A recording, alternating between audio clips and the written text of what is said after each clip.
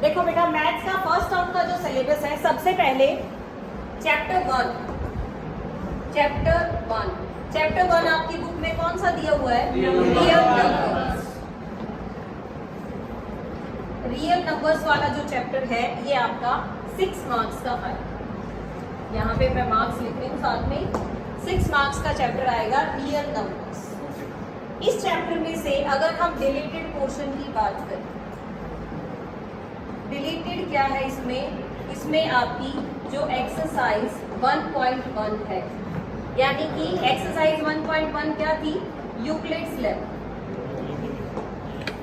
Euclid's lemma वाली जो exercise है वो क्या हो गई है? डिलीट हो गई। यानी आपको सिर्फ एक्सरसाइज 1.2 जिसमें HCF LCM वाले क्वेश्चंस थे, एक्सरसाइज 1.3 जिसमें रूट 2 रूट 3 प्रूव करने वाला था, और फोर्थ एक्सरसाइज थी हमारी टर्मिनेटिंग और नॉन टर्मिनेटिंग वाली। ये 3 एक्सरसाइज करनी है। यूक्लिड्स डिवीजन लेमा आपका कट हो गया। ठीक है जी, आगे चलते हैं। यूनिट नंबर 2 है ये। इसके अंदर 2 चैप्टर्स हैं, chapter 2 and chapter 3। Second unit है ये। आप चाहो तो यहाँ पे यूनिट लिख सकते हो, यूनिट 1, यूनिट 2। यूनिट 2 आपकी 2 चैप्टर्स को मिला के बनी है, चैप्टर 2 एंड चैप्टर 3।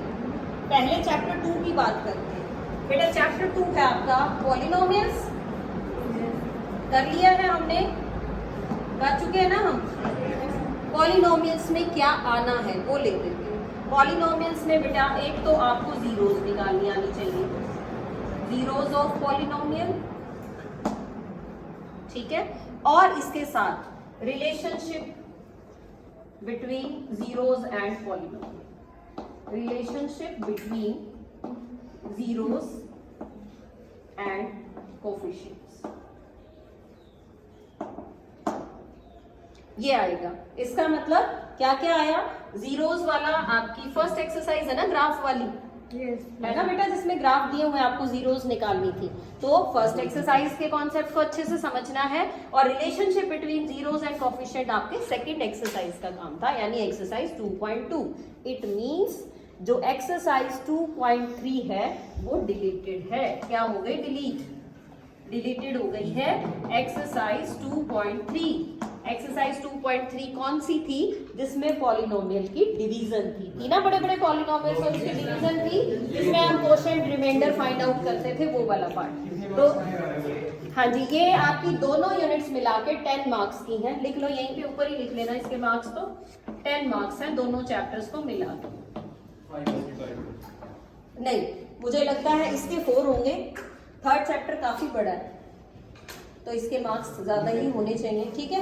चैप्टर 3 काफी बड़ा है बेटा, थोड़ा सा एक्सप्लेन कर देती हूँ आपको। चैप्टर 3 में 3.1 एक्सरसाइज क्या पढ़ी थी? ग्राफ ड्रॉ करने सीखे थे।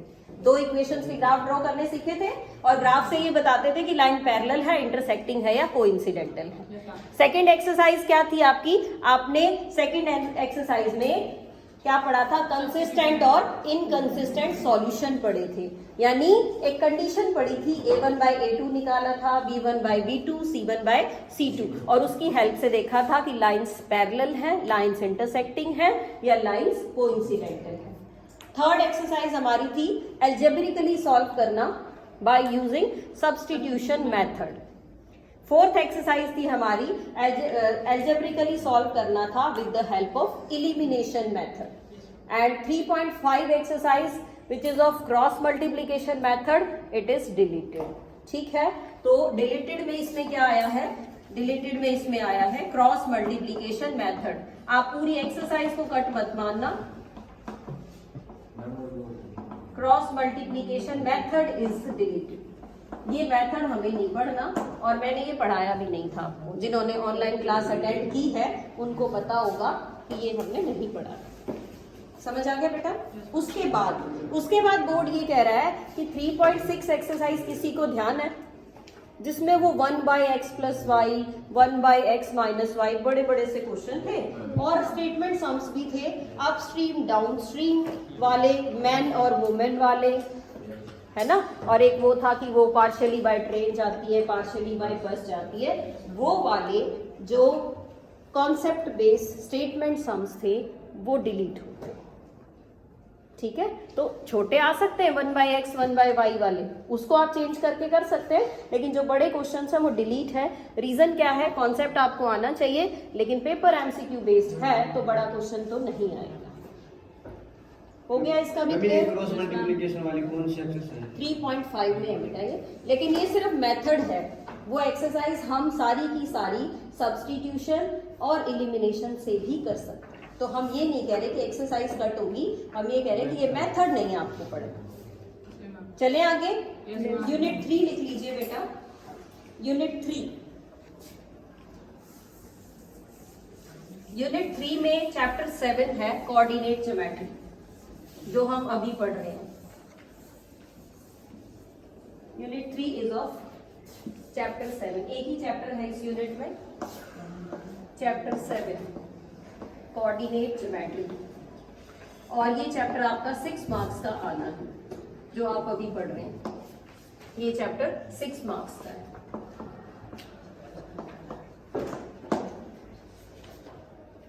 इस चैप्टर के डिलीटेड पार्ट की बात कर लेते हैं।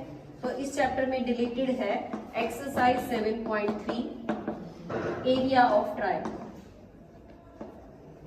एरिया ऑफ ट्रायंगल निकालने वाली एक्सरसाइज है आपकी एक्सरसाइज 7.3, जो कि डिलीटेड है। हाँ जी, पूरी एक्सरसाइज। इट मींस चैप्टर का मेन कॉन्सेप्ट हम पढ़ चुके हैं, जितना हमें पढ़ना था। क्या क्या आएगा? डिस्टेंस फॉर्मूला के ऊपर बेस्ड क्वेश्चंस है, सेक्शन फॉर्मूला है, मिड पॉइंट फॉर्मूला है, या आप रेशियो निकालेंगे या आप पॉइंट निकालेंगे। सिंपल कॉन्सेप्ट बेस्ड क्वेश्चंस इस चैप्टर से आएंगे। It is of 6 marks. चलें आगे, नेक्स्ट यूनिट की बात करते हैं बेटा। यूनिट 4। यूनिट 4 है आपका चैप्टर 6 ट्रायंगल्स, जो कि हमें अभी करना है। आपको वैसे ही मैंने पहले ही कहा था कि ऑफलाइन क्लास में करेंगे इसको, ताकि कॉन्सेप्ट अच्छे से समझ में आए। ठीक है, चैप्टर 6 भी आपका 6 मार्क्स का ही है। It is also of 6 marks. Deleted की बात कर ले, कम ही डिलीटेड है, चैप्टर इंपॉर्टेंट है, बहुत ज्यादा चीजें डिलीटेड नहीं है। फिर भी अगर डिलीटेड की बात करें तो एक थ्योरम है, अभी थ्योरम का मुझे एग्जैक्ट नेम नहीं ध्यान आ रहा, एक एरिया ऑफ ट्राइंगल से रिलेटेड ही थ्योरम है, एरिया ऑफ सिमिलर ट्राइंगल्स। ये थ्योरम आपको मिलेगी बिफोर एक्सरसाइज 6.4। इस एक्सरसाइज से पहले नहीं, बीपीटी नहीं बेटा, 6.4 एक्सरसाइज से पहले ये थ्योरम है। और 6.4 एक्सरसाइज बेसिकली इसी, कोई बात नहीं, इसी के ऊपर बेस्ड है 6.4 एक्सरसाइज। ये थ्योरम रिलेटेड है, लेकिन रिजल्ट हम पढ़ेंगे। हम इसको पूरा कट मान के नहीं चल रहे, क्योंकि एमसीक्यू बेस्ड पेपर है, तो रिजल्ट के ऊपर क्वेश्चन आ सकता है। ठीक है जी, हाँ जी। और एक और थ्योरम डिलीट हो गई है, वो है converse of Pythagoras theorem. Converse of Pythagoras theorem. Pythagoras theorem आपको पढ़नी है, लेकिन इसका कन्वर्स जो है वो डिलीटेड है। ऑब्वियस सी बात है, उससे रिलेटेड क्वेश्चंस भी डिलीट हो जाएंगे, लेकिन कम ही क्वेश्चंस। तो ये मान के चलिए कि थ्योरम डिलीट हुई है। नेक्स्ट है जी unit 5। Unit 5 is chapter 8 trigonometry. दो ही चैप्टर्स हैं जो बहुत अच्छे से पढ़ने वाले हैं, इसीलिए दो ये छुड़वाए गए थे, ताकि ऑफलाइन क्लास में ढंग से समझ के करें। जो प्रॉब्लम आती है वो इन्हीं दोनों में ही आती है। और ट्रिगोनोमेट्री 5 मार्क्स का चैप्टर है आपका, 5 मार्क्स के क्वेश्चंस आएंगे इसमें से, और डिलीटेड कुछ भी नहीं है। एक थोड़ा सा रिजल्ट है 8.3 एक्सरसाइज का, कॉम्प्लीमेंट्री एंगल्स वाला, वो डिलीट किया था बोर्ड ने, वही चलेगा, लेकिन पढ़ेंगे। जो बच्चे नहीं पढ़ते फिर 11th में पढ़ाना ही पड़ता है। ठीक है बेटा, आगे आ जाए। Next is unit 6। कर दो इसको इरेज। चलिए यूनिट 6 लिखिए।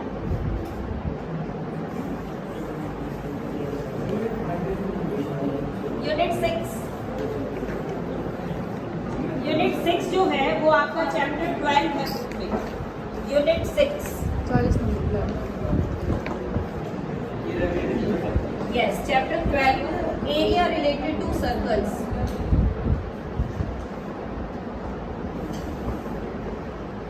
और ये चैप्टर आपका 4 मार्क्स का आएगा।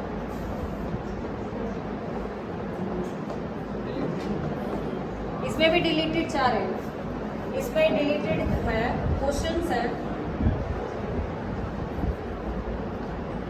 Deleted questions of 120 degree angle, that's all. जो पूरे चैप्टर में 3 या 4 मुश्किल से। इस चैप्टर के अंदर 120 डिग्री एंगल वाले 2 या 3 क्वेश्चंस हैं, वो डिलीटेड है सिर्फ। बाकी चैप्टर इजी है। सर्कल्स के फॉर्मूले आपको आते हैं, सर्कल के एरिया का फॉर्मूला, उसी से कोऑर्डिनेट और थोड़ा सा और पार्ट पढ़ेंगे। इजी चैप्टर है, इसीलिए बोर्ड ने डाल दिया। नेक्स्ट यूनिट हो गई आपकी यूनिट 7। बेटा यूनिट 7 जो है वो कंबाइंड यूनिट है, स्टैटिक्स और प्रोबेबिलिटी को मिला के। सुन लीजिए ध्यान से, जो यूनिट 7 है वो कंबाइंड यूनिट है, लेकिन फर्स्ट टर्म में सिर्फ प्रोबेबिलिटी है। ओके, फर्स्ट टर्म में सिर्फ कौन सा चैप्टर है ये आपका प्रोबेबिलिटी वाला? 15, चैप्टर 15 प्रोबेबिलिटी, और ये 3 मार्क्स का चैप्टर।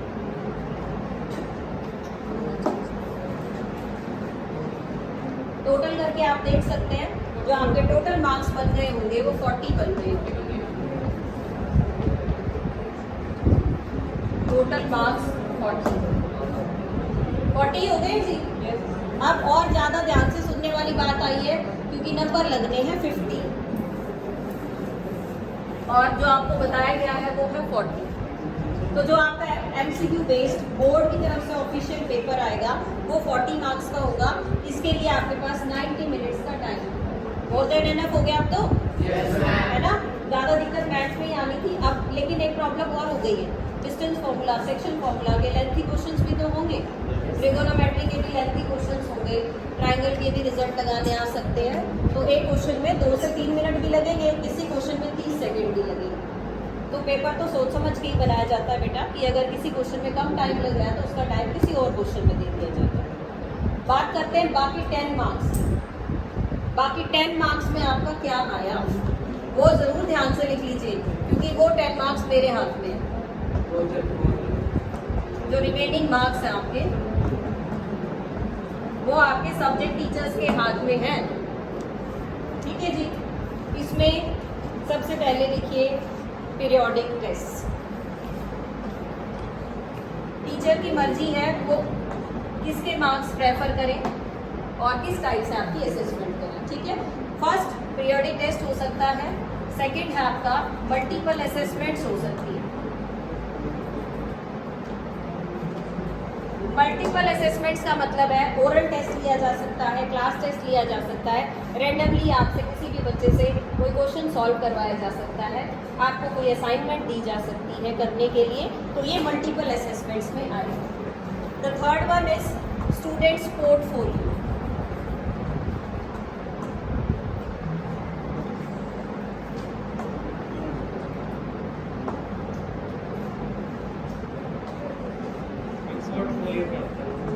बेटा अभी आपको सारी चीजें बताई जाएंगी।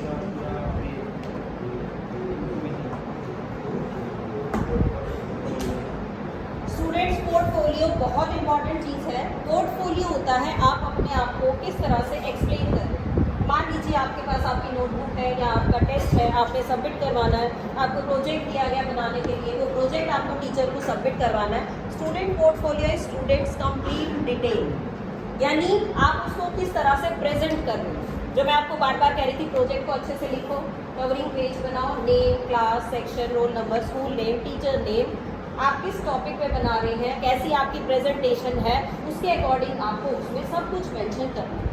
ऐसा ही नोटबुक बना रहे हैं, इंडेक्स नहीं बना रहे, कवर नहीं कर रहे, चैप्टर नंबर का पता नहीं है, ये सब चीज़ें आपकी स्टूडेंट्स पोर्टफोलियो में काउंट होती है। और ये जो बताया ना आपको, ये 10 मार्क्स, ये सभी सब्जेक्ट्स के लिए है बेटा। फिर उसके बाद क्या आया, पीरियोडिक टेस्ट तो आप समझ गए, आपके पीटी होते रहते हैं। मल्टीपल असेसमेंट आपको समझ में आ गई, स्टूडेंट्स पोर्टफोलियो आपको क्लियर हो गया। The last one is activity and project. Maths के जो चैप्टर्स हैं उन पे एक्टिविटी बेस्ड क्वेश्चंस होते हैं। जैसे चैप्टर 7 में हम पढ़ रहे हैं ABCD स्कूल प्लेग्राउंड दिया हुआ था, फ्लावर पॉट्स लगे हुए हैं जी, उससे उसमें हमने क्या बनाए, कोऑर्डिनेट्स बनाए। ऐसी ही एक्टिविटी हम परफॉर्म कर सकते हैं कि मान लीजिए आपके क्लासरूम को ही हम एक रेक्टेंगुलर राउंड मान लें, टाइल्स लगी हुई हैं, इस डिस्टेंस को क्या मान लें, 1 यूनिट का डिस्टेंस मान लें, एक्स एक्सिस की साइड पे भी और वाई एक्सिस की साइड पे भी। और किसी बच्चे को मैं कहती हूँ बेटा इस लोकेशन पे आप खड़े हो जाइए, किसी को बोला इस लोकेशन पे खड़े हो जाइए। 2 बच्चे आके उनके कोऑर्डिनेट्स मेजर कर रहे हैं, तीसरा बच्चा आके उसका डिस्टेंस निकाल रहा है, किसी को मैंने कहा इनका मिड पॉइंट निकाल के दिखाओ। तो ये क्या है, ये मैथ्स को एक्टिविटी के साथ एसोसिएट कर रखा है। ठीक है, एक्टिविटी अभी सीबीएसई बोर्ड ने थोड़े टाइम के लिए बंद कर रखी है, आपको भी पता है कि एक्टिविटी स्टार्ट होगी थोड़े टाइम बाद, तब तक हम सिलेबस पे फोकस कर रहे हैं। प्रोजेक्ट वर्क अभी कोविड में दिया था आपको, और प्रोजेक्ट्स भी दिए जा सकते हैं। तो अभी डिटेल में आज और पढ़ूंगी कि बोर्ड ने कौन कौन से प्रोजेक्ट्स और बताए हैं जिसमें से हम कर सकते हैं। एक और प्रोजेक्ट करेंगे बेटा फर्स्ट टर्म से पहले जरूर, वो डिपेंड करता है किस टाइप का होगा। आप लोग आराम से बैठो पढ़ो, तो एक्टिविटीज़ बहुत है करने, लेकिन शोर ज़्यादा मिलता है। लैब एक्टिविटीज़ भी होती हैं, ऐसा थोड़ी है कि आप सिर्फ फिजिक्स केमिस्ट्री और बायो के प्रैक्टिकल्स कर सकते हैं, मैथ्स में भी तो एक्टिविटीज़ है ना। जैसे एक तो मैंने अभी बताई, फिर जीरोस निकाल सकते हैं, ग्राफ बना लिया इसी के ऊपर अपने क्लासरूम में या प्लेग्राउंड में, क्या बना दिया, ग्राफ बना दिया, ग्राफ से जीरोस निकाल ली, जैसा चैप्टर 2 में पढ़ रहे हैं ना। या क्या किया, डिस्टेंस ले लिया जी, पोल खड़ा है, एक बच्चे की शेडो वहाँ पे आ रही है, जो चैप्टर 6 में पढ़ेंगे हम ऐसा कुछ, एंगल फाइंड आउट करेंगे, शेडो से डिस्टेंस निकालेंगे, टावर से डिस्टेंस निकालेंगे। बेटा मैथ्स में बहुत ज़्यादा जनरल लाइफ का यूज़ होता है, करते नहीं क्या आप जनरल लाइफ में मैथ्स यूज़ करते हैं, और जैसे जैसे हर क्लास में लेवल बढ़ता है, यूज़ और बढ़ता है, वो हमें समझ नहीं आता। हमें क्या लगता है टीचर तो क्रैम करा रही है, एक फॉर्मूला रोज आके बोर्ड पे लिख देती है, 4 क्वेश्चन करा देती है, हम उसको रट लेते हैं। 50% बच्चों को समझ में नहीं आता, वो क्रैम करते हैं या एक दूसरे की हेल्प करते हैं। लेकिन 10th तक का मैथ्स बेटा सबको आना चाहिए, कहीं ना कहीं काम आता है, और फिर हम आगे 8 या 10 साल बाद ये सोचते हैं इतना तो पढ़ ही लेते तो ठीक रहता है ना। और ये बात भी है कि जो आपका 10th का मैथ्स है ये हमने 12th तक पढ़ा है, अब वो 10th में आ गई ये चीज़ें, तो जब आप पढ़े होगे तो ये जो मैथ्स आप 10th में पढ़ रहे हैं ना, ये तो 6-7 के बच्चे पढ़ रहे हैं। हर साल लेवल बढ़ता जा रहा है, तो हमें बेसिक नॉलेज लेनी है, हर चीज़ की नॉलेज होनी चाहिए। इसीलिए पहले क्या थी नेशनल एजुकेशन पॉलिसी में, अभी जो चल रही है वो 10th क्लास तक यही पढ़ा रहे हैं, अब क्या होगा यही पोर्शन 8 तक शिफ्ट कर देंगे। और जो स्ट्रीम्स 11th में चूज़ की जा रही थी, मे भी अगले साल से ही इम्प्लीमेंट हो जाए, स्ट्रीम बच्चा 9th में डिसाइड कर ले, उसको 11th तक की वेट नहीं करनी पड़ेगी कि भाई मुझे तो मैथ बिल्कुल अच्छा नहीं लगता, मेरे साथ बहुत ज़बरदस्ती हो रही है, पास हो जाऊँ बस इस साल हाथ जोड़ लूँ, इसकी शक्ल भी नहीं देखती। होता ही है, सबके साथ होता है। कुछ को ऐसे अच्छी नहीं लगती, हे भगवान ये हिस्ट्री पॉलिटिकल साइंस के रट्टे कौन मारे। मैडम ने कल वीडियो बनाई थी ना, सारे ईयर लिख रखे थे, है ना, बड़ा मुश्किल है याद करना। डिपेंड करता है किस बच्चे का इंटरेस्ट है, वो तो याद कर लेगा। क्योंकि मैंने वीडियो देखी, मैम इतने अच्छे से पढ़ा रहे थे, बेटा 1913 में ये हुआ था, फिर 30 में ये हुआ था, फिर 47 में ये हुआ था, उनका इंटरेस्ट है तो उनको बड़ा मज़ा आ रहा था पढ़ाने में। अब सुनने में मेरे ख्याल में 5, 10, 15 कितने बच्चों को मज़ा आ रहा होगा वो आप लोगों को पता है। बाकी को लग रहा है ये तो चले गए, हमारे लिए बेकार का काम छोड़ के चले गए, इन्होंने तो जो करना था कर लिया। और अभी तो आप इंडिया से रिलेटेड पढ़ रहे हो तो फिर भी अच्छा लगता है, जब आप और कंट्रीज़ की रेवोल्यूशन पढ़ने बैठ जाते हैं तो कैसी लगती है, तो बिल्कुल ही बेकार लगती है ना। तो बेटा ध्यान से पढ़ो, जितना काम दिया जाए करो। नोटबुक में आपको कोई एक्स्ट्रा असाइनमेंट करने को मैं नहीं दूँ, सिर्फ कॉपी पूरी करनी है, उसमें भी डिलीटेड पार्ट नहीं करना। और नोटबुक क्यों पूरी करवाई जाती है, आप चाहे देख के लिखो, हर बच्चा क्वेश्चन खुद सॉल्व नहीं करता, मुझे पता है 50% ऑफ द क्लास क्या कर रही है, नोटबुक दे दे भाई आज, कल तो मैडम चेक करेगी, आज दे दे भाई पूरी करनी है। लेकिन आप लिख रहे हो, कम से कम एक फॉर्मूले को 4 बार लिख रहे हो, आता तो याद होगा। थिंक पॉजिटिव, 5% तो आएगा, तो उसको सोच के चलो, वो कहीं तो काम आएगा। तो लिखोगे तो प्रैक्टिस होगी बेटा, क्योंकि एग्जाम में भी हमें लिखना ही तो है। चाहे देख के सॉल्व करो, 2 + 2 4, अगर 4 बार आ जाएगा तो आपको याद होगा ना कि हाँ हमने ये किया था, मिड पॉइंट फॉर्मूला यहाँ पे लगता है। चाहे म्यूजिक सुनते सुनते काम करो, फिर भी कुछ ना कुछ ध्यान रहता है। कुछ बच्चों को तो आदत है साथ में कुछ ना कुछ शोर शराबा होता रहना चाहिए, वो सिर्फ जब पढ़ते हैं, है ना, उनको बड़ी शांति में पढ़ाई नहीं होती। और कुछ कहते हैं जरा सा इधर का इधर भी कुछ नहीं होना चाहिए, मैं पढ़ रहा हूँ, फिर शोर मचा रखा है। तो डिपेंड करता है अपने अकॉर्डिंगली कंफर्टेबल सिचुएशन में पढ़ाई करने की कोशिश करो। ठीक है, बहुत हो गया आज के लिए।